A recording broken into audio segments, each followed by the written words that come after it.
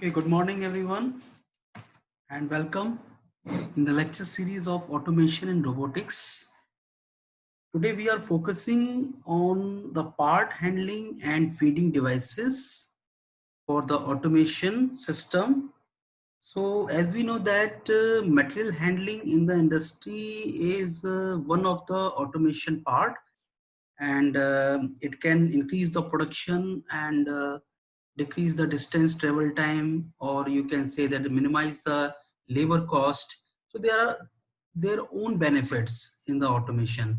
So the purpose is basically we have to use, as you know, that the automation for the mass production. And for the mass production there are so many you can say that unwanted works which can be minimized with the help of the automatic transfer systems.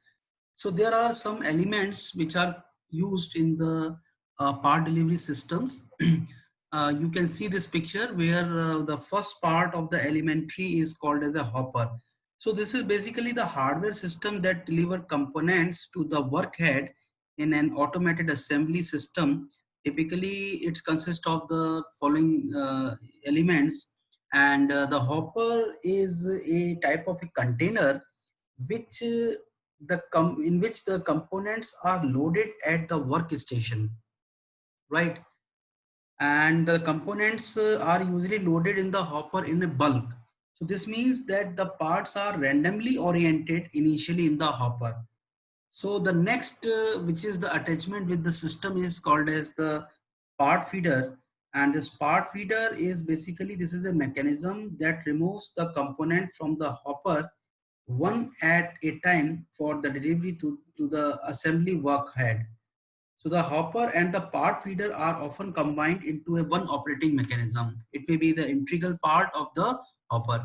Now in between you can see here that there is a one more element between the hopper and the feed track. This is called as a selector. This is a mechanism, or you can say element, which is used in the part delivery system. And the purpose of this selector, or sometimes it is called as orienter, say that this purpose is when these some elements of the delivery system are not properly oriented for the assembly. So what happening, the selector is a device that acts as a filter and permitting only parts that are in a correct orientation to pass through. So components that are not properly oriented are rejected back into the hopper. So the orienter is a device that allows the properly oriented pens to pass through, but provides a reorientation of components that are not properly oriented initially. So what happening, it is necessary for the assembly operations that the part which are going to join with the main body, these elements should be properly oriented. If these are not oriented properly, then what happening, the selector will get back to the hopper. Next is you know that this is a feed track. It is used to transfer the component from the hopper and part feeder to the location of the assembly workhead. So it is basically the maintaining the proper orientation of the part during the transfer. So there are two types of basically feed track which comes into the picture. This is a you can say that you can see here that some pictures which are showing in this slide, that this is the arrangement of the feed tracks. So there are two category. One is the gravity and second is the power. Gravity means the force of gravity is used to deliver the components to the workhead. And the powered means we have to use some vibrating action, sometimes air pressure or other means, to force the part to travel along the feed track towards the assembly workhead. So you can see here in the picture A where the parts are loaded and this is loaded on the rotary index table, and the purpose of the feed track is to orient or to deliver the work on the index table in a right direction or in a proper orientation.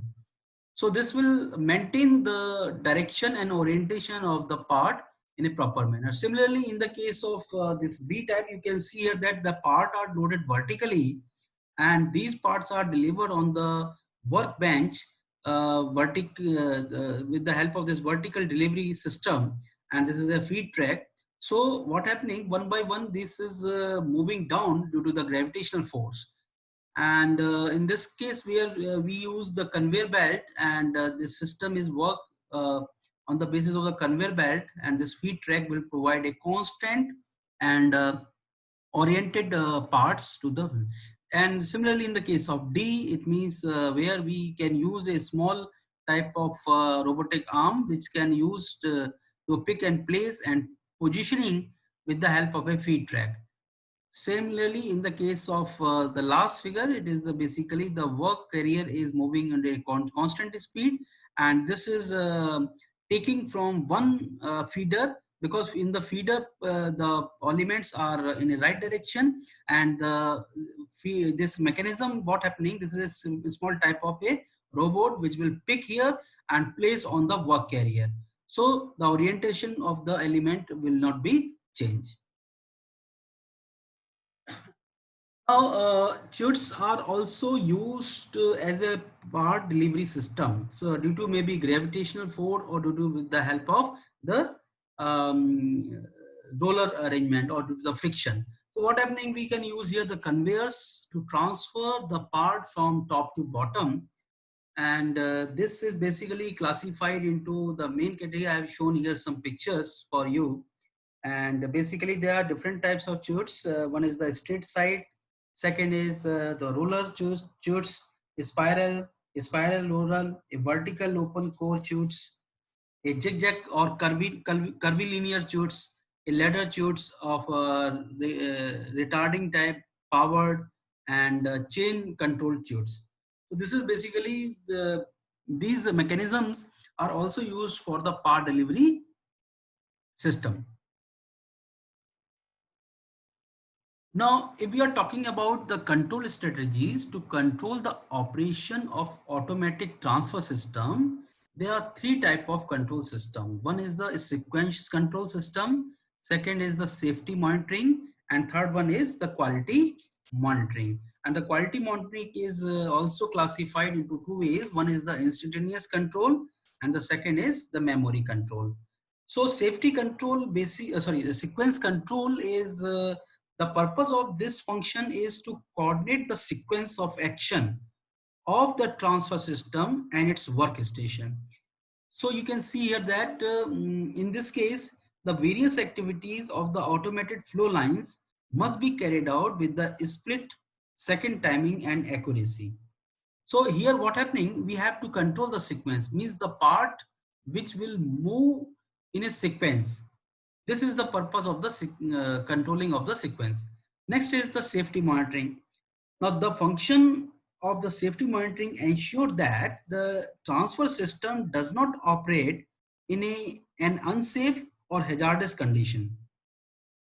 So here what happening, it is sensing, there are some sensing devices which may be added to make certain that the cutting tool status is satisfactory to continue to process the work part in the case of machining type transfer lines.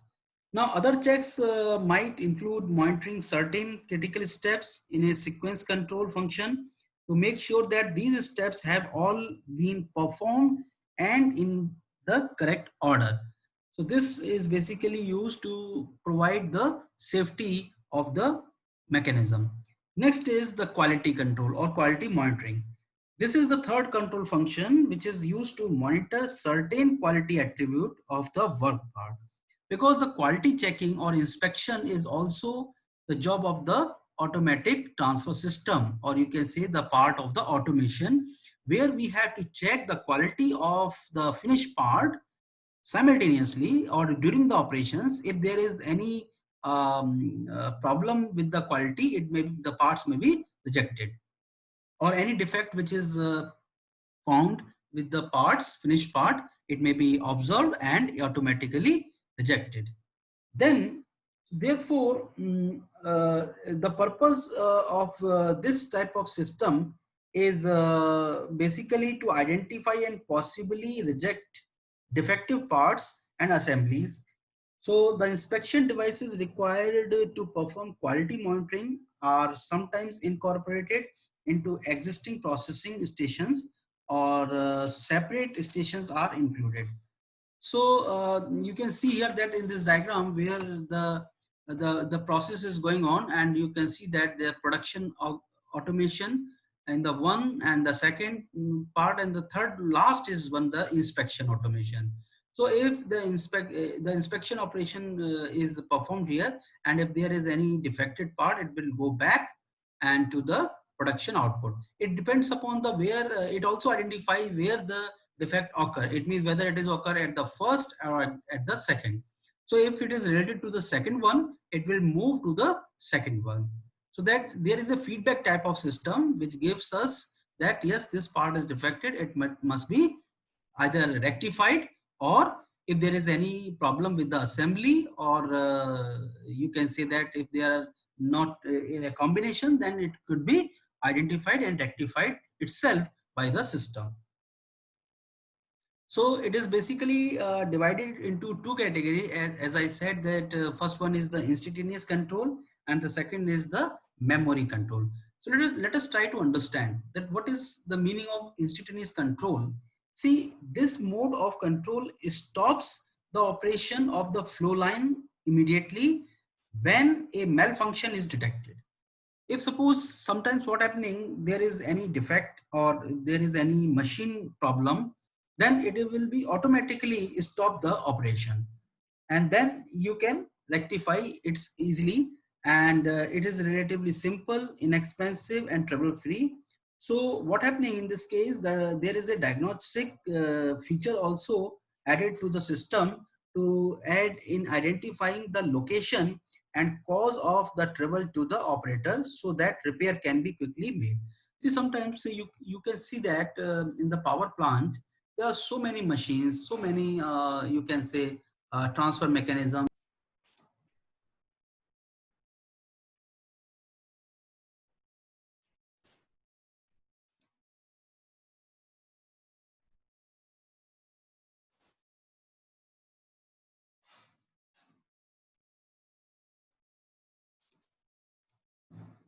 In that case, what happening that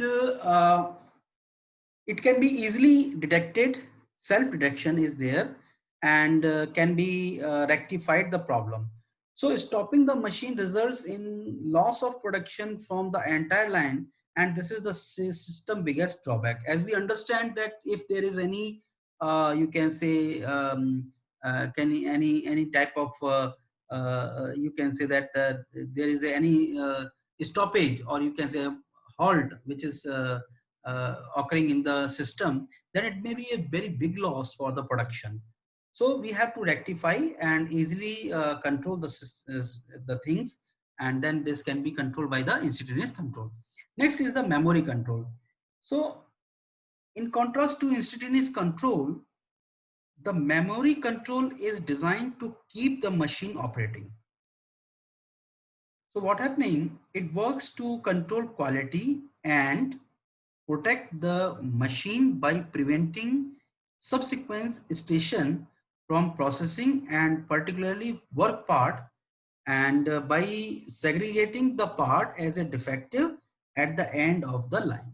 So what happening in this case, suppose if there is any defected pieces in the system, it can be stored in the memory of the system. And suppose what happening if the flow line will continue to operate, with the consequence that bad part will continue to be produced. So what happening, it is necessary to remove such type of part from the system. So this can be easily done with the help of memory control system.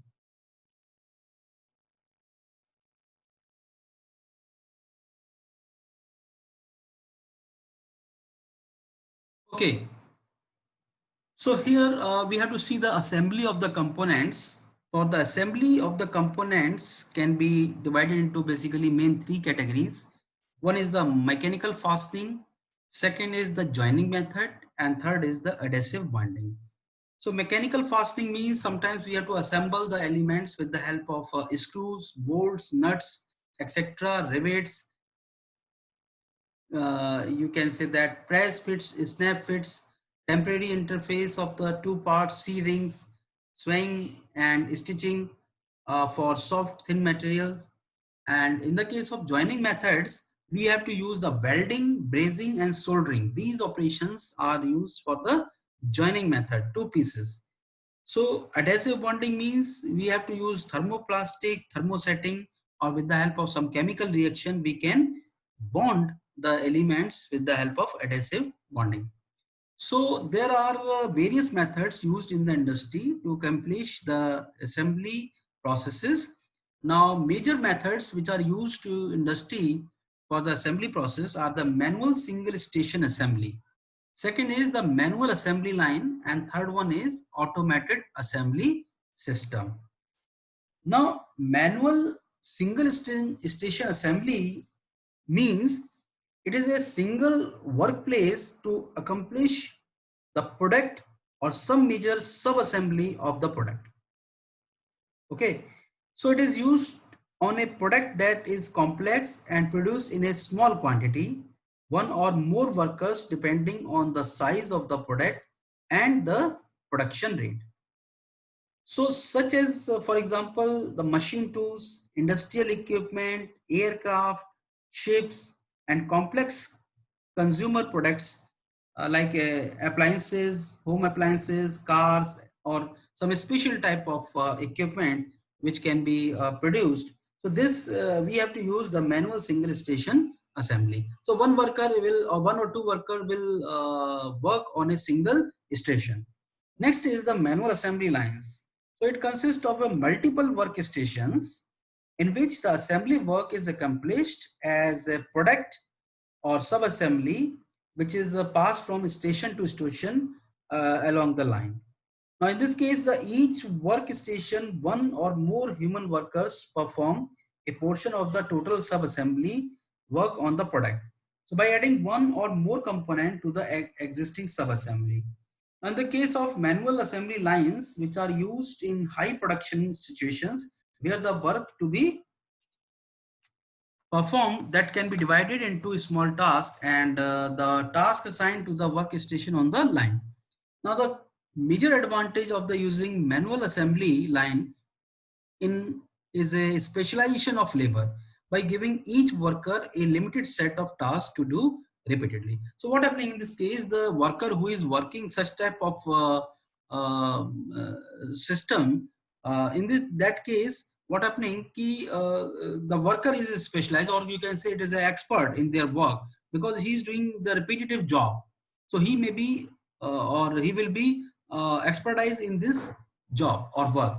So you can see here in this diagram where we can use the assembly systems, or so work is flowing from the one end as a base part, and it will flow, and the components are added at each instant manually or with the help of some uh, automated system like a robotic assistance, and it will be out at the end.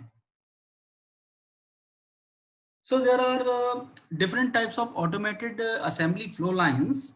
See, automated assembly system refers to the use of mechanized and automated devices to perform various functions like handling and fastening with the following strategies.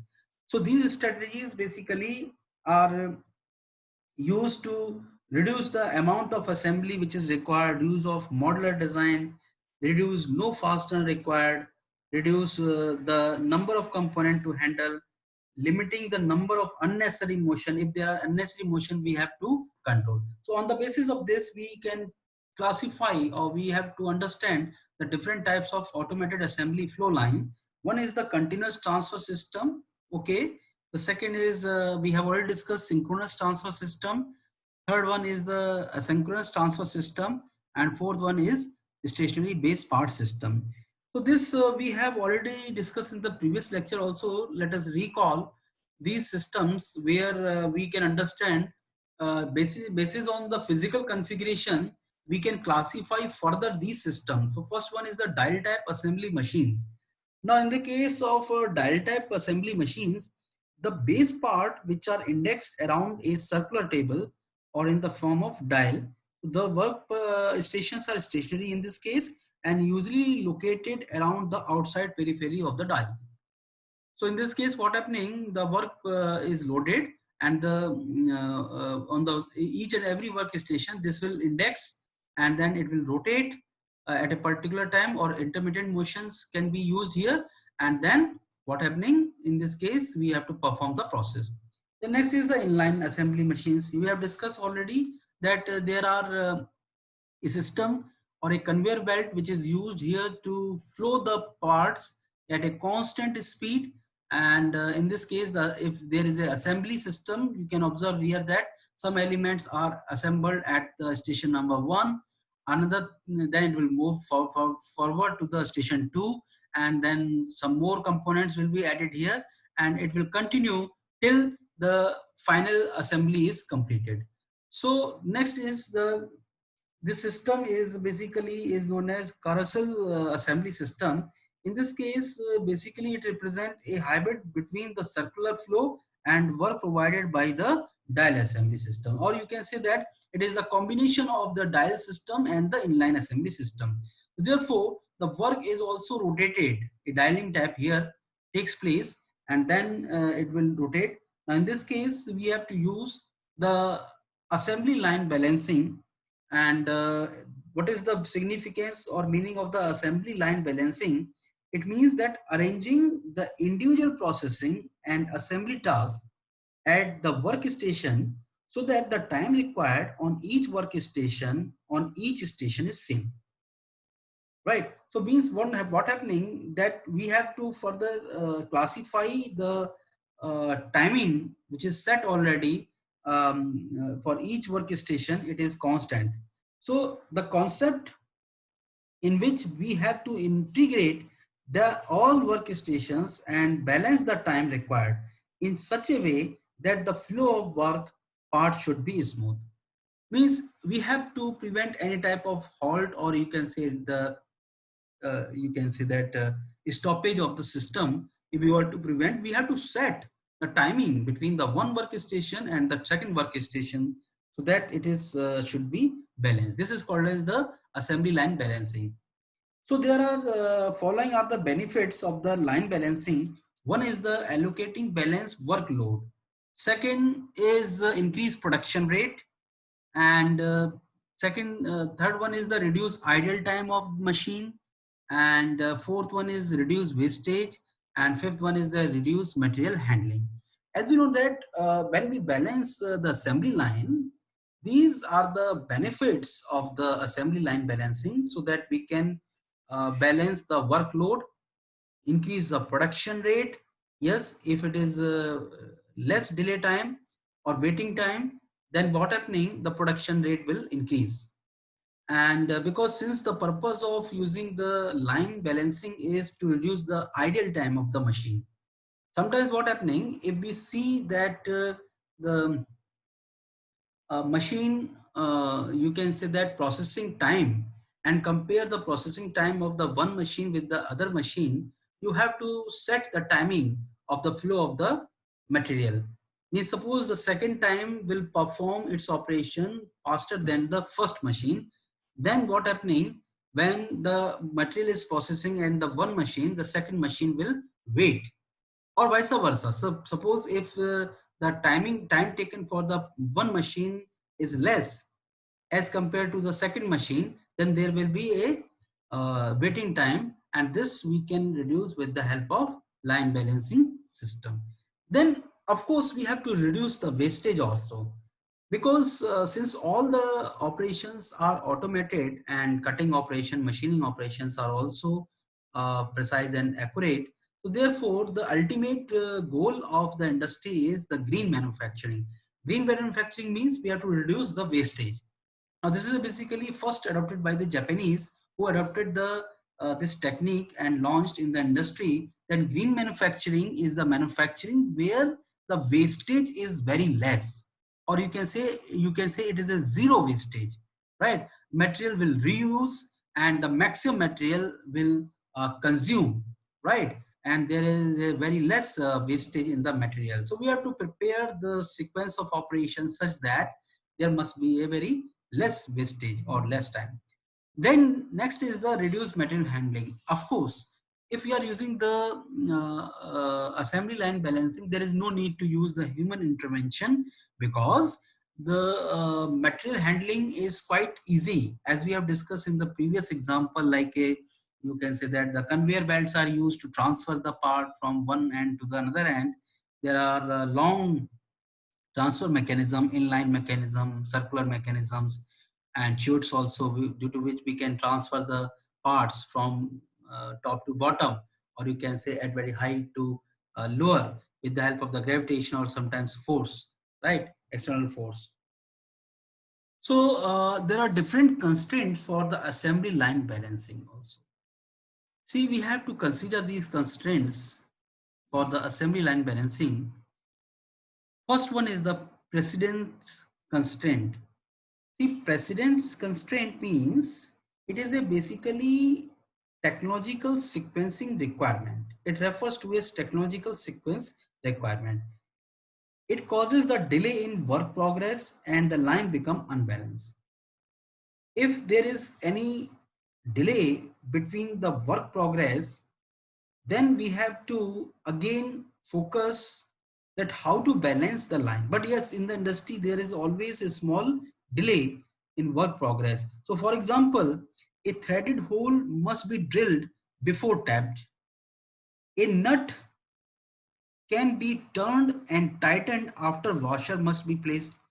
So what happening, without putting the washer, it is not advisable to clamp the nut. So therefore, there is a delay time also to assembly the washer, and then you have to insert the nut.